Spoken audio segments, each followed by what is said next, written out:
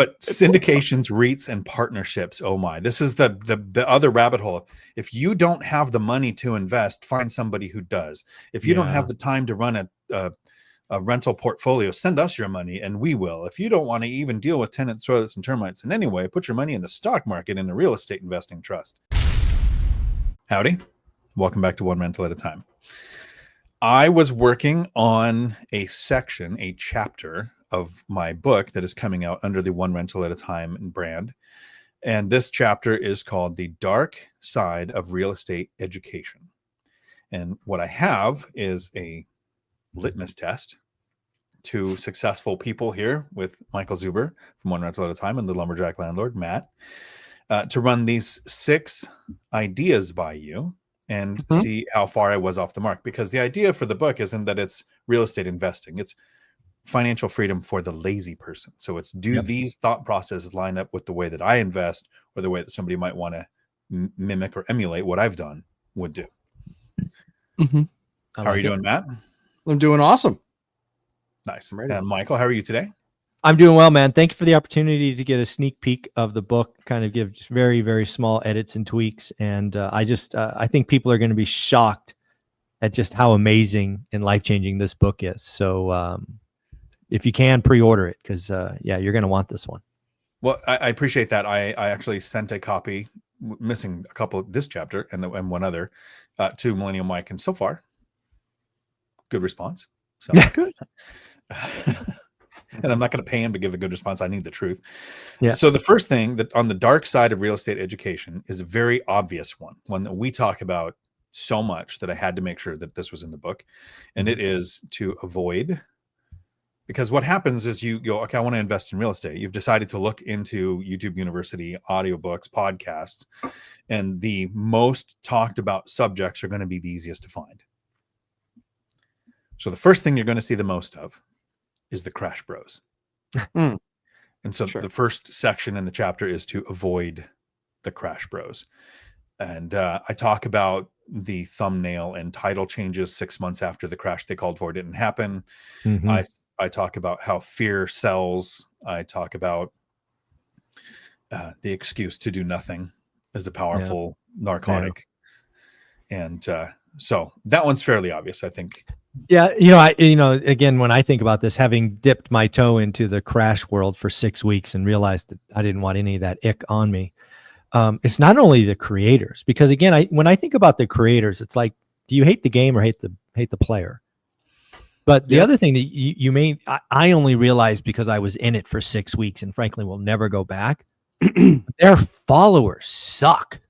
They're energy draining dweebs with no hope. It's like, I don't want to be around you people.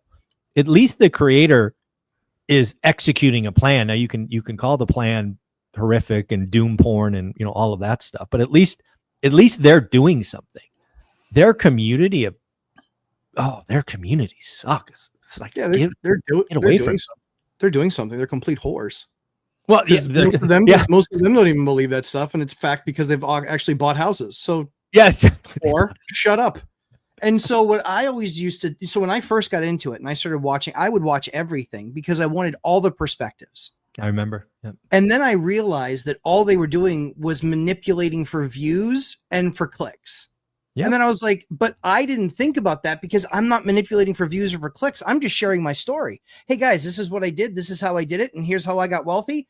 And here's how I believe that you can do it too. Take from it what you will.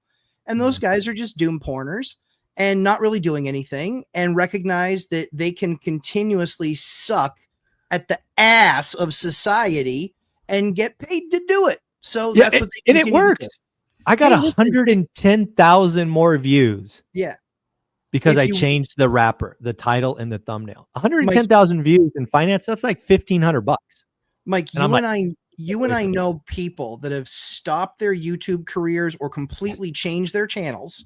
Yes. Because they could not take the grind of not being 100% into it and really, championing an idea that was making people better. It doesn't do any of those things. It's just noise, but it's okay. But that's where I think we came from. And that's where I think that's important. That's the first thing, Dion. I think it's a good one. Well done. Okay, the second one, and this is again, you guys letting me know if I'm off or if this matches my brand, is avoid the hype. And this, I've actually offended people on accident by really going in to the hustle culture. Yeah. Telling somebody to their face, you're very successful. What you're doing is amazing. The people who want to do what you're doing are going to do great if they follow you. Yes. But just like you said with the Crash Bros, please don't get any of your ick on me, is what I said. Because I remember that interview. I have absolutely total respect for him. He's great. His strategy is not for me. I think Cody Sanchez is an example, is phenomenally successful. She's doing awesome. I don't want to spend 5 minutes watching any video that tells me I have to have 20 different businesses with 6 different pipelines and entrepreneurship is the way. She's great. He's great. Yeah, you got to know the battle you want, right? The war that you're in. And you have no interest in being Cody or, other hustle porn, neither do I, right? I've always talked about it from the aspect of all of us are climbing this financial freedom mountain. And everybody has a different point. And some people change the point, which is another thing maybe that'll be in discussed later. But, some folks like us, we just choose to sit down and enjoy the view. And that's counterproductive for some of these growth folks. So I like that you went here, especially for your brand. Yeah. There is one major difference though with the Crash Bros and the hustle culture. Mm-hmm. I'll watch Gary Vee. I'll watch Grant Cardone. I'll watch Alex Hermosi. Not the people saying you have to run a business, but the energy that they bring that I can feed on for other aspects of life, whether it's working out or whatever. So I won't watch the Crash Bros for part of what you said for the community too. The comments get me so angry when I see some tard that goes, I'm so glad I found your channel to the Crash Bro because my fiance almost had me buy a house in 2021. I know. It's like, oh, you left all that money on the table. It's low rates and it's the community of those Crash Bro communities are horrible. Ugh. And so that's the hustle culture. And then the next one, strategies that both of you have used. I talk about falling down the rabbit hole of advanced strategies for beginners who like stress, like the Burr method. And I'm very clear that I don't say this is a bad method. I say this is not the best method to start with. When you're learning how to manage a tenant, how to find a lease, how to learn a market, how to analyze deals, I don't want to add after repair value, potential changes in interest rates in the next 6 months, rehab timeline, rehab costs. Those are some advanced strategies. I include things like flipping in there too, because there's a lot of that expense and expectation and how it's taxed and it's creating a job. So this is the dark side of real estate education, looking for a strategy to start with. Yeah. I mean, I always go back. So Burr and all those, these are all just different tools in your belt and you don't have to have all of them, but it's nice to know they're there. I think one that's interesting that got hot and it just blew up on people was short-term rentals, right? STRs, right? I remember vividly, it was 2020, maybe it was 21. I was at an event in San Jose, California, right? My hometown. And it was me, roughly 200 units, financially free, multiple years. And, no disrespect, but, a kid who was, a decade younger than my daughter. So that's why I'm calling him a kid, right? He's 10 years older than younger than my daughter. I think they had at the time 8 or 9 short-term rentals. And he was very rude and disrespectful, during the discussion, talking about boomer this and boomer that. I'm like, you mother. And that got hot and people jumped on the bandwagon. You got to be really, really careful. Anytime you think the rules have changed of real estate, they haven't, right? You're just in the sun for a minute, but if you stay in the sun too long, you're going to get sunburned. And, I haven't checked on that guy, but I'm pretty sure he's out by now because he was just doing it. Yeah. He was just doing it. Ask him if he wants to sell because he probably needs to. Well, I need to sell something. Now we're not going to use a short-term rental valuation, but we are going to use something used in the real world. So I think to that end, I think that I think that there's a strategy out there that fits for everybody. Some people love commercial, some people love mixed use, some people love BRRRR, some people love sub 2, and I think that the riches are in the niches, and you can go a mile deep and an inch wide in some of that stuff for sure. I liked learning all the different aspects, and then it allowed me to pick. So I've done a bunch of, I don't do BRRRR because I do a smarter approach to BRRRR. But I like my approach. It's almost risk-free, certainly compared to a BRRRR. And then I get to decide what I want to do with the asset on the other side of it. But I think that Dion shows the laziness that many people will ascribe to, because I'm not driven that way. I don't want to be lazy. I want to go super hard. I want to go super hard for 10 years and then never talk about it again, because I am just sitting on my McDuck pile of money. Yeah. So some people want to do it at a measured pace, and Dion did it at a measured pace, and that's awesome. Other people just go, I got one, I learned a ton, now number 2. I got 2, now learned that a ton, 3. And so they accelerate through the path. The idea is not 3 or 4 at the same time in the beginning. That's doomed for failure. Yeah. But it's the pace by which you're doing deals that really is the thing that gives you the clearest and cleanest indication that you are advancing and that you are trying to advance that idea. So Dion's way is right for most. However, yeah, I would argue many. I mean, like most, like 90% plus. Yeah. And then there's the 10% of eagle entrepreneurs who are like me that just go, hey, I can get to the same number Dion did. I don't need it to take 10 years. It can take 5 if I want it to. But it just gives them an off ramp of choice. The fundamentals of how you do deals are still the same. Fundamentals are still the same. It's just the pace by which you're doing them and how many skills you want to incorporate in your enterprise. Yep, like it.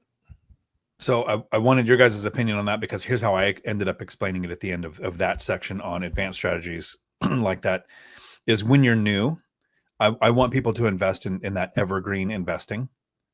Buying a cash flowing property and holding it long-term works in almost every market. Like you could have bought it at 2008 and then the crash happened. You're still fine. Fixed rate debt, cash flow from day one. When you're new, you might not have the skill set to recognize you're in the window of opportunity with prices going up and rates coming down, where BRRRR and flipping makes sense. And a bad deal can become a good deal if you just wait a few more months. So with your experience, with your goal, absolutely. But as a beginner, we don't have the skills yet. The next section is, it always reminds me of this time I got punched in boot camp in the Marines, but it's syndications, REITs, and partnerships. Oh my, I'll tell you that story someday. Yeah, I was going to say, how did that lead to getting punched in the face in the Marines? But okay. So we were doing land. I'll just keep it real brief. We were doing land nav. First time in boot camp, not with a drill instructor literally breathing down your neck, and we're off in the hills by ourselves, and 4 of us linked arms, and we're skipping like kids, because we're all 18, 19 in boot camp, and we're doing lions and tigers and bears all my off in the hills, not knowing the drill instructors were there. That didn't end well. But syndications, REITs, and partnerships. Oh my, this is the other rabbit hole. If you don't have the money to invest, find somebody who does. If you don't have the time to run a rental portfolio, send us your money and we will. If you don't want to even deal with tenants, toilets, and termites in any way, put your money in the stock market, in a real estate investing trust. And all the things you give up, like control, levered appreciation, depreciation. Just what are your opinions on newer investors, on syndications, REITs, and partnerships? I hate that they, because I see it all over the place. You don't have time, give me your money. You don't have the skill, give me your money. You can't invest where you live, give me your money. And the other thing, Thatch Nguyen and I were in a green room one time talking. This is before the blow up, but we both knew it was coming, and all these syndications and LP money disappearing, evaporating. He's like, Michael, this is Thatch. It's like, Michael, one thing these LPs got to know: the bigger the name, the lower the return. I'm like, Thatch, you're right. That's actually in the book. I quote Thatch. I give him credit. I say, this is from Thatch Nguyen. He said, the bigger the name attached to the deal, the worse the deal's going to be. Yeah, exactly. Yeah. Yeah. I mean, you're investing in a sector at that point. You're not investing in real estate. Well, you're investing in a person. Let me be very clear. It's not even more so. You're not really even doing real estate. You're investing in a person, hoping they've done the work and they've done the due diligence. And again, again, real experience, 2020, right? I'm the buy and hold lazy one rental at a time guy. And this brand new syndicator who had never been to Cleveland, Ohio was talking about like a 200 unit apartment building, never managed anything, never managed a thing, never been to Ohio, never saw the asset. But boy, he had a spreadsheet that said the IRR was going to be X, Y, and Z. And people were throwing money at him. Yep. I can't believe you idiots are doing this. So yeah, I remember that. I sent you a message and I said that guy couldn't answer 8 out of the top 10 most important questions. Yeah. I was like, this guy is going to be fire sailing in the next 2 years because he has no idea what he's doing. Yeah, it's so bad. I remember. Yep. And the last two, again, people have done these strategies. It just doesn't line up with me. And the last one hits the Dave Ramsey group pretty hard. But the next one is, if you start looking into real estate investing, they'll talk about paying off your debt. Pay off your house, pay off your rentals once you own them free and clear. You don't own them until you own them free and clear. And that is the fastest way to stay broke longer. Yep. You, again, lose the levered appreciation, levered depreciation. I had a paid off property. And we did a portfolio review, and both of your guys' suggestion was, you should do a 50% loan to value because interest rates are pretty good. Would have been the best move I could have made at the time. Absolutely agree. Oh my God. Have you said that before? I don't know. You said that every time. I got to record it. You're probably right. No, there's a difference between probably right and you were right. There's a very right. So you're right. I should have added the debt to the asset. Yes. So if the correct answer was add debt to that asset, why do so many people on YouTube, because it sounds good, say to tackle your debt? Here's a HELOC strategy to take out the biggest HELOC you can, use it to pay down your mortgage, and then pay it off every month, and you reduce the number of years. Do a bi-weekly or every other week payment to get 26 payments, and to shorten that debt. I would do 1,000-year mortgages. Yeah, if possible. Yeah, I like it. Okay. And then the one that both of you have done that I don't do, that I believe Brandon Turner coined the phrase. Probably. So Robert Kiyosaki calls this the monopoly thing of 3 greenhouses, 1 red hotel. Brandon Turner calls it the stack. Buy a few duplexes or a 4-plex, sell them in 1031 into a 10 or a 24 unit or whatever. I am the fan of the 30-year fixed rate debt. And I even looked into DSCR loans because we've got Convoy Home Loans and Velocity that have fixed rate debt on up to 10 units or up to 30 million or whatever. Yep. But there's so many people that don't think of the debt. They just think bigger. And they go, I need the stack. I want a house. I want a duplex. I want a duplex. I want to sell them all. And I want to get a 10 unit. And then they're not thinking of, I had it last night. Comment says, if we're not worried about paying off our debt, why are we worried about adjustable rate interest mortgages? Because 10 years is good. If you have fixed for 10 years, you're set. I'm like, no, if you still have debt in 10 years, interest rates can be 18%. Who knows what they're going to be in 10 years? Yeah. No, bad idea. Yeah. I actually had this. Are you done, Dion? Go ahead. On that one. Yeah. So I actually had this conversation with one of my friends and also someone that I've done banking with in the past. She's like, I'm so glad I got out of that quadplex. I can't wait. She's like, I'm looking at this 10-plex. And I was like, interesting. And she goes, she's like, I'm going to make a strong offer and blah, blah, blah. I go, do you know the area? Nope. Do you know the rents? Nope. Do you know if that's market? Nope. And I was like, this sounds like an awesome idea. One of your best ever. And so we're talking through it. And what was really interesting was I realized, I said to her, I blurted it out and I said, little fish, big pond, huh? And she just is like, what does that mean? I go, do you realize that there's about 50 guys in that region that could fart 10 million bucks or fart 5 million bucks? Like literally just stroke a check because they want to, and then find debt behind it. Like, right. And that's what a lot of these cash transactions are. They're really wealthy people that are buying stuff for cash and then backing it with debt afterwards because they realize that the bank is going to give them a bunch of debt on the asset. That's one of the fake lies that people tell you about all these cash deals happening. They're not. So the other piece to it too was I realized that I loved being the big fish in the small pond. The 3 deals that I put together, condo, duplex. And you know what? I got the right deal. I got the right funding mix. I got 30-year fixed rate debt. And I have assets that even in a down economy are liquid. Hey, Mike, how liquid is a 12-unit building or 20-unit building in a down economy when banks are running? Yeah, it's an anchor. Yeah, it's an anchor. And you get absolutely killed because what happens? Vacancies go up. Delinquencies go up. Rents then have to come down, at least for a short term. They do. Yep. They don't go down for 5 years, but they certainly go down for a year or two. So people need to be okay recognizing that if you want to be the big swinger at the meeting, by all means, buy the 10s and the 12s and the 20s. That's nice. And there's plenty of guys that make that model successful. However, recognize that there's a lot more people going after that type of an asset that can ruin your life because they likely have attorneys on staff than there are at the $500,000, $600,000 number where you can be the big fish in the small pond because you know a lot more than they do. You know how to get better debt. You know how to fix up the property. You know how to do all of these other things. Yeah. So for me, this one just screams the one that's annoyed me forever is bigger is better. Yeah. Bigger is better sometimes. Sure. It's not always better. I mean, no disrespect to Grant Cardone, but damn. 32 units or more, you're a loser. No, that's not true. Right? Ask anybody who bought a value add in 23 and 24 how that's feeling. Not good. I know they're on the watch list at banks. And for those people who don't know, banks have watch lists. They watch your payments. They watch when they're coming in. They watch if you actually hit or not. They watch if you're paying taxes. That is a much more managed loan than you want. I promise. Yeah, exactly. Yeah. That really makes the point of why I wanted this section. And actually, this section, I think, was added because of a recommendation from you. I sent you the original draft and you said you're missing how to find a mentor. And this section, I think you suggested one other, but it was under a different name. Yeah.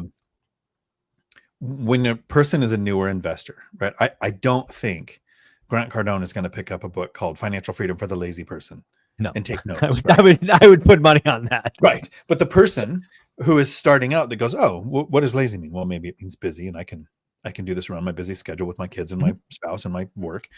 And bigger is better sometimes. There's a lot of investing, burr makes sense sometimes, flipping makes sense sometimes.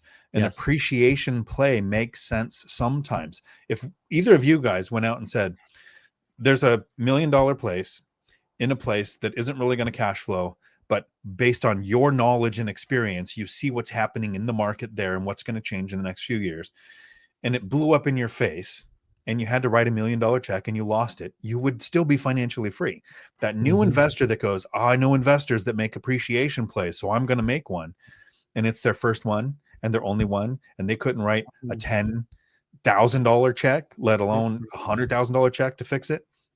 So that's the whole point of the dark side of real estate education is almost every strategy we covered works sometimes. Exactly. Right? Yeah. Folks, you're going to want to get this book, put it out there. Dion's trying to get done as soon as possible. Of course, he's also going to be rolling out on Audible, which is something he did for one rental at a time too. Still can't believe he did that, but he did.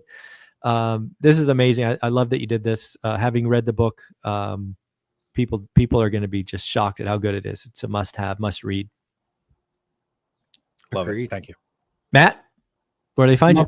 It'll be a must listen for me. I'm ready for the Audible version. Dion's soothing voice. Exactly. I know I'm going to have a bedtime story every night for the next 3 months. It's awesome. And I'll be like, Dion, is that you, buddy? Yeah, warm hug. Yeah, exactly. Lumberjack. I'll call him in the morning. I'm sorry. I just missed you, buddy. Just missed you. It's 9 p.m. Eastern time on Thursdays. We'll be talking about it. So we're finishing the jail, which is an amazing transformation project in the community. We did a flip, and we'll be disclosing exactly how many hours it didn't take and how much money we're going to make, because we are under contract, past inspection, past approvals, and we are due to close, I think, in about 8 days. Nice. Congratulations. Thanks, man. Dion, where do they find you?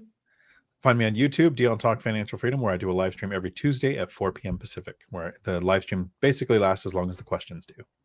You guys are amazing. Again, get ready for Dion's book. It's coming. Later, guys. Ciao. Thanks.